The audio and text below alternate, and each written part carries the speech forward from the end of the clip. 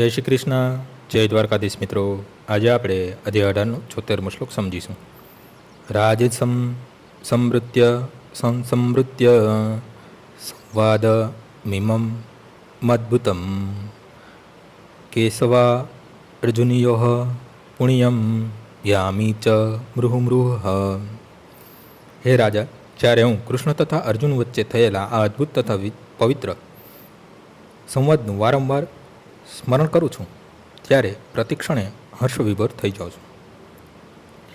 ભગવદ્ ગીતાનું જ્ઞાન એવું દિવ્ય છે કે જે કોઈ અર્જુનના તથા કૃષ્ણના સંવાદને જાણી લે છે તે પુણ્યાત્મા થઈ જાય છે અને આ સંવાદને ભૂલી શકતો નથી. આ આધ્યાત્મિક જીવનની દિવ્ય સ્થિતિ છે.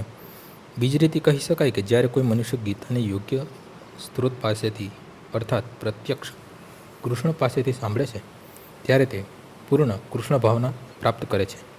કૃષ્ણ ભાવનામૃતનું પરિણામ એવું આવે છે કે મનુષ્ય વધુને વધુ પ્રબુદ્ધ થતો જાય છે અને થોડા સમય માટે નહીં પરંતુ ક્ષણે ક્ષણે રોમાંસ સહિત જીવનનો આનંદ માણે છે.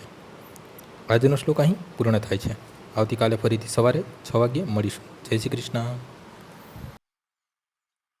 શ્રી રામ શ્રી